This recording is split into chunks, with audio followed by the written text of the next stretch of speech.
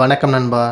இன்றைக்கி நாம் உலகம் முழுவதும் கொண்டாடப்படும் கிறிஸ்மஸ் பண்டிகையோட பின்னணியில் இருக்க சில ஆச்சரியமான உண்மைகள் மற்றும் வித்தியாசமான கலாச்சாரங்களை பற்றி தான் பார்க்க போகிறோம். ஜப்பான் நாட்டில் KFC ஃப்ரைட் சிக்கனோட கிறிஸ்மஸை செலிப்ரேட் பண்ணுறத வழக்கமாக வச்சுருக்காங்க. இது 1970களில் KFCனா கென்டக்கி ஃபார் கிறிஸ்மஸ்னு வந்த விளம்பரத்தால் ஆரம்பிக்கப்பட்டு இன்னைக்கு வரைக்கும் ஃபாலோ பண்ணப்படுது. இதுக்காக கிறிஸ்மஸ்க்கு சில வாரங்களுக்கு முன்னாடியே ப்ரீ ஆர்டர் செய்ய வேண்டிய சூழ்நிலையும் அங்கே இருக்குது. சாண்டாவோட மான்களான மிகவும் பிரபலமான ருடால்ஃப் ஒரு டிபார்ட்மெண்ட் ஸ்டோர் விளம்பரத்துக்காக உருவாக்கப்பட்டது.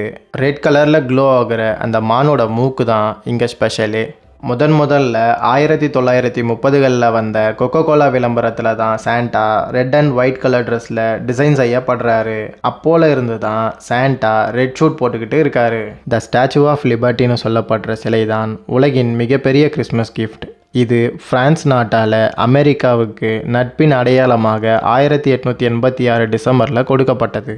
ஒவ்வொரு வருஷமும் சாண்டா உலகின் கோடிக்கணக்கான குழந்தைகளிடமிருந்து லெட்டர்ஸை ரிசீவ் பண்ணுறாரு. கனடா நாட்டில் இருக்க சாண்டா கிளாஸ் நார்த் போல் என்ற அட்ரஸ்க்கு வர லெட்டர்ஸ்க்கு வாலண்டியர்ஸ் மூலயமா 30 மொழிகளில் ரிப்ளைவும் அனுப்பப்படுது.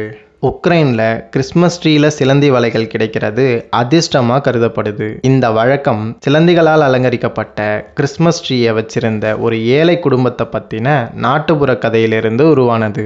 அமெரிக்காவில் கிறிஸ்மஸ் பிக்கல் ட்ரெடிஷன்னு ஒரு வழக்கம் இருக்குது. அது என்னன்னா, பிக்கல் ஷேப்பில் ஒரு பொருளை கிறிஸ்மஸ் ட்ரீயில் மறைச்சி வச்சிருவாங்க. அதை முதல்ல கண்டுபிடிக்கிறவங்களுக்கு பரிசு வழங்கப்படும் அல்லது அந்த நபர் அடுத்த வருடத்தின் அதிர்ஷ்டசாலியாக கருதப்படுவார். சைனாவில் கிறிஸ்மஸ் ஈவினிங் அப்போ ஆப்பிள்கள் பரிமாறப்படுது. இதுக்கு காரணம் ஆப்பிள் என்ற வார்த்தை மேண்டரின் மொழியில் அமைதின்னு ஒலிக்குதாம். ஆஸ்திரேலியாவில் கிராம்பஸ்னு சொல்லப்படுற அரை ஆடு அரை பேய் கொண்ட ஒரு உருவம் கிறிஸ்மஸ் நைட்டில் குறும்புக்கார குழந்தைகளை சந்திக்க வருது.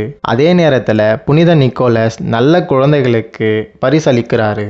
உலகின் பிரபல கிறிஸ்மஸ் பாடலான ஜிங்கிள் பெல்ஸ் முதலில் கிறிஸ்மஸ்க்கு எழுதப்பட்டதே அல்ல. 1857 நவம்பர் மாத தேங்க்ஸ் கிவிங் டேக்காக எழுதப்பட்டது. ஆனால் அது இன்று கிறிஸ்மஸ் பண்டிகையின் அடையாளமாகவே மாறியது. இது போல கிறிஸ்மஸ் உலகின் பல்வேறு விதமாக கொண்டாடப்படுகிறது. ஒவ்வொரு வழக்கமும் அதன் தனித்துவத்தையும் மகிழ்ச்சியையும் கொடுக்கிறது. இதில் உங்களுக்கு மிகவும் ஆச்சரியமானது எது? கீழே கமெண்ட்ஸில் சொல்லுங்கள். நண்பன் பேச்சு சேனலை சப்ஸ்கிரைப் பண்ண மறக்காதீங்க.